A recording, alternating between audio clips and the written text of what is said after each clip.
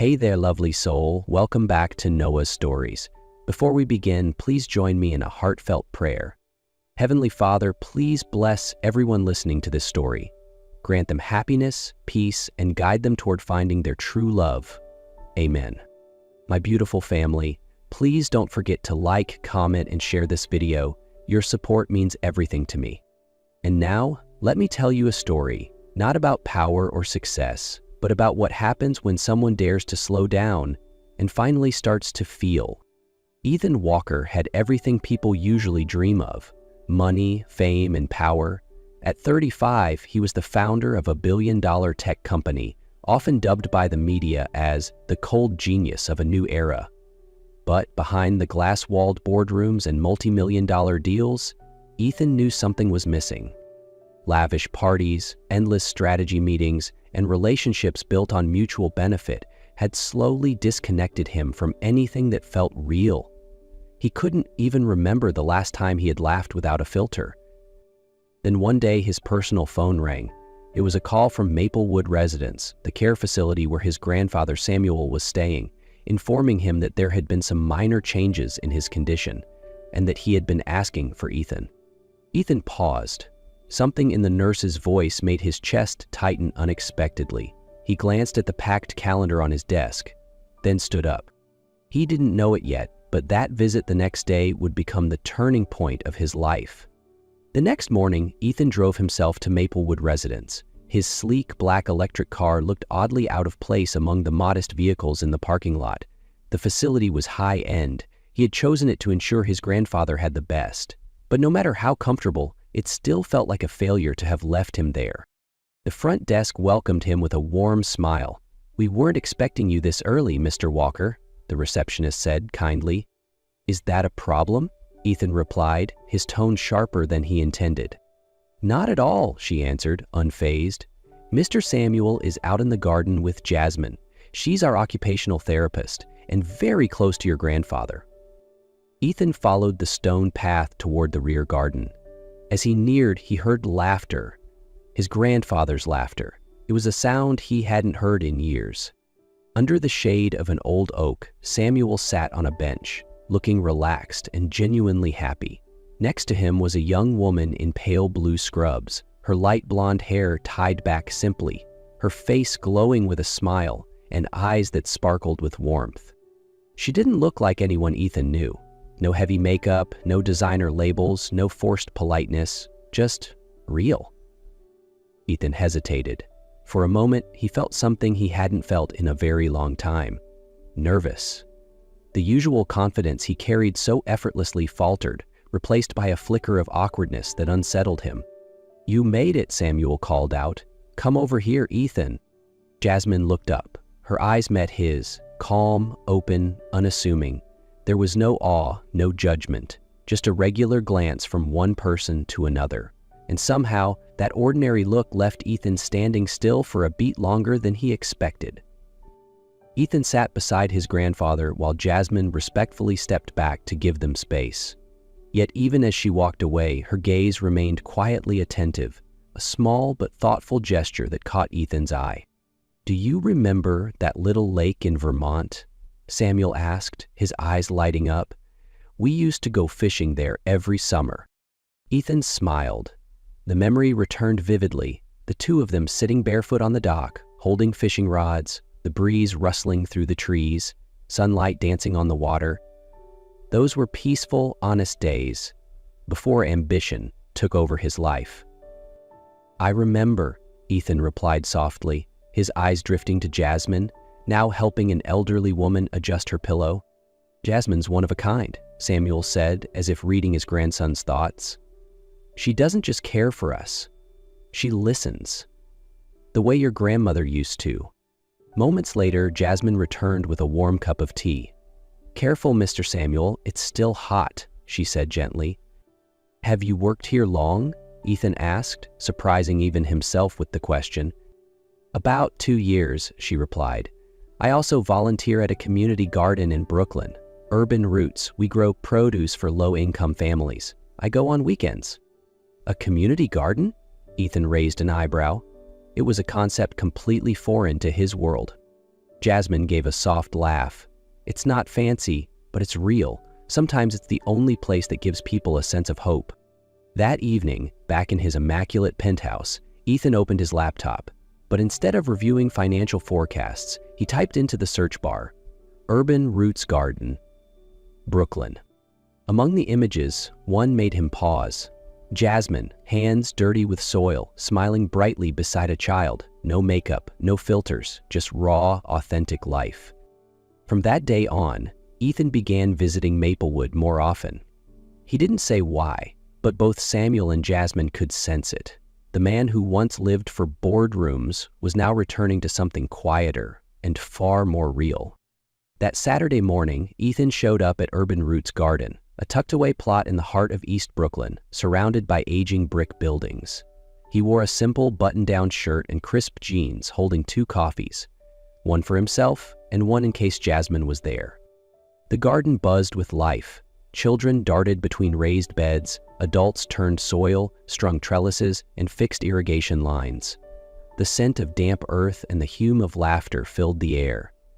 Ethan felt out of place, and yet, oddly, didn't want to leave. Jasmine emerged from the far end of the lot wearing a faded t-shirt and ripped jeans, balancing a tray of seedlings against her hip. She stopped when she saw him. "You really came," she said, half surprised, half smiling. "I said I would," Ethan replied, lifting the coffee cup in his hand. She led him to a bare patch of soil. "We're planting tomatoes here, 12 inches apart. Be gentle. The roots are delicate." Ethan followed her lead, awkward at first. His first plant leaned to one side, dirt scattered across his pants. Jasmine laughed, not unkindly. Not bad for a first-time CEO gardener. They worked side by side for hours. Ethan's hands grew dirty, his shirt damp with sweat. No one asked what he did for a living. No one cared about the brand of his watch. People simply said, "Hey, can you help me move this pot?" And for once, he felt useful in a completely different way. During the lunch break, they sat under a tree, eating sandwiches and sipping lemonade brought by a local family. Ethan hadn't brought anything, but Jasmine handed him a plate.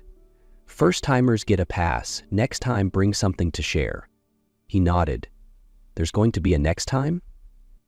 She shrugged. "That's up to you." As the sun rose high above them, Ethan glanced around at the buzzing garden, at the people, at the laughter, at the quiet joy of building something real. Then he looked at Jasmine, her curls tied back, sweat glistening on her brow, her smile still bright. And he realized he had never seen anyone more beautiful. The following week, Ethan invited Jasmine to the company's annual gala, an elegant fundraiser for educational programs. She hesitated, but eventually agreed, not for the glamour, but because she believed in the cause. Jasmine arrived in her old sedan, driving herself, wearing a borrowed navy blue dress. Her hair was neatly tied, makeup simple. As she stepped out in front of the Grand Plaza Hotel, where flashbulbs lit up the red carpet, she nearly turned back. Ethan met her at the entrance, his eyes lighting up. "You look beautiful," he said sincerely. "I feel out of place," she whispered. "No one here means more to me than you," he replied. They entered the grand ballroom, crystal chandeliers, classical music, guests gliding across the room in designer gowns and tuxedos.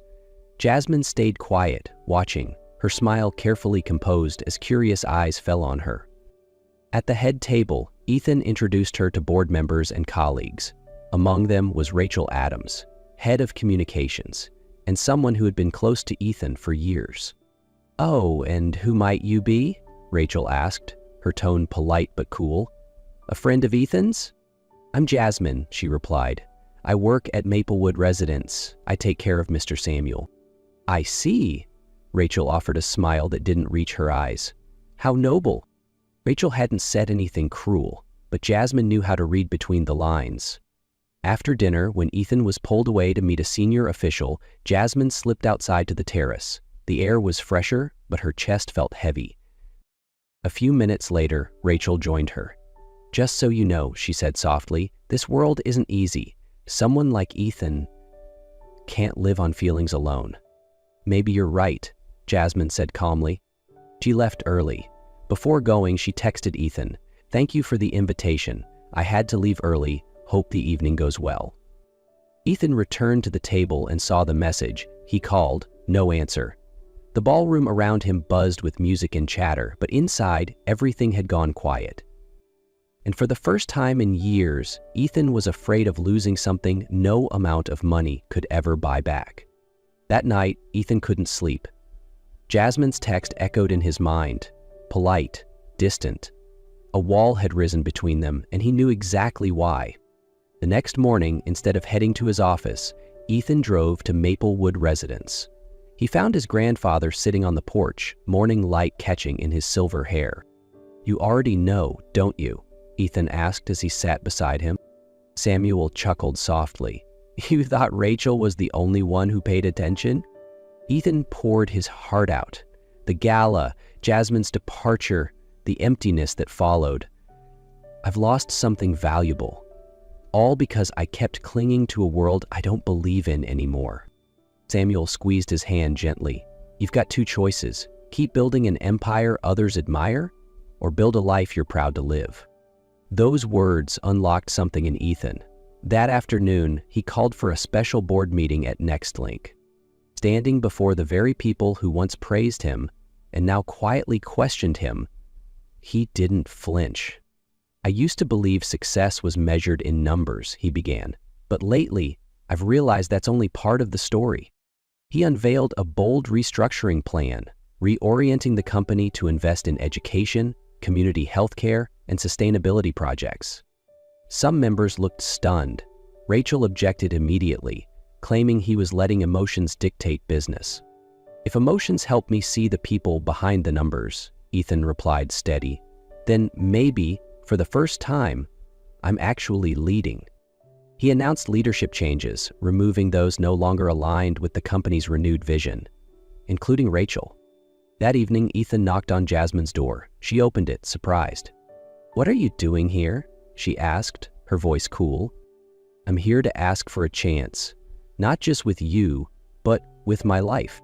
He told her about the meeting, his grandfather's advice, the new direction, and how he hadn't been able to stop thinking about her smile in that garden. "I don't want to change you," he said. "I want to change with you." Jasmine looked at him for a long moment. Then she smiled, a soft, trusting smile. "Then let's start there." 2 months later, Urban Roots Garden was alive with laughter and music during its annual summer festival. Ethan was no longer an outsider, his sleeves rolled up, helping pitch tents, carry water buckets, and prepare alongside everyone else. Jasmine was handing out lemonade to a group of kids when she saw Ethan walking toward her, a small box in his hand. He smiled, sunlight dancing in his eyes. "I've got something to ask you," he said, voice just a bit shaky. "Right now?" Jasmine laughed, wiping sweat from her brow. "I've got lemon juice all over me." "Perfect," Ethan said, "because I wouldn't want to ask you anywhere else." With friends, neighbors, and Samuel seated proudly beneath a canopy of ripe tomatoes, watching nearby, Ethan knelt down and opened the box. "Jasmine Lee," he began, voice full of feeling, "you've taught me that wealth isn't in bank accounts, but in what we grow, with our hearts, our time, and our love. I don't just want to stand beside you in this garden. I want to walk through life with you. Will you marry me?" Jasmine laughed through tears. "And what if I say no?" "Then I'll spend every season of my life planting flowers just to see you smile, and I won't stop until you say yes." She leaned down, wrapped her arms around him, and whispered, "Then you better start planning a lifetime of gardening, because I say yes." Cheers erupted across the garden. Samuel wiped a tear, Ethan smiled, and for the first time in his life, he felt truly, deeply rich. Ethan and Jasmine didn't marry in a grand ballroom or a 5-star hotel, as many might have expected. Instead, they chose Urban Roots Garden, the very place where everything began. Under the golden glow of a late afternoon sun, surrounded by flowers and ripe tomato vines, they exchanged simple vows in front of family, friends, and the community. Jasmine wore a soft white dress, her hair flowing freely, holding a bouquet made from the very garden that brought them together. Ethan wore a crisp white shirt, no tie, holding her hand as if he never wanted to let go. Samuel walked the bride down the aisle, a moment that brought more than a few tears. "If your grandmother could see this," he whispered to Jasmine, "she'd be smiling all day." After the wedding, they moved into a small house near the garden, with a modest backyard for planting vegetables and a white wooden fence Jasmine had always dreamed of. Their married life wasn't luxurious, but it was full of laughter. Every morning, Ethan made coffee while Jasmine cooked breakfast. They tended the garden together, visited Samuel at Maplewood. In the evenings, they sat on the porch, sharing little stories, a resident's new joke, a child's first perfectly straight carrot. "We're really living, aren't we?" Ethan asked one night under the shade of the grapevines. "We are," Jasmine smiled, resting her head on his shoulder, "and every day feels like a gift." Then one spring morning, with mustard flowers blooming all around, Jasmine placed a small box on the breakfast table. Ethan opened it, a pregnancy test with 2 bright pink lines. He stared, speechless for a second, then laughed and grabbed her hands. "Are you sure?" he asked, almost afraid the dream was too perfect. "More sure than anything," she said, tears of joy shining in her eyes. Samuel, who had grown more frail but still sharp as ever, was the first they told.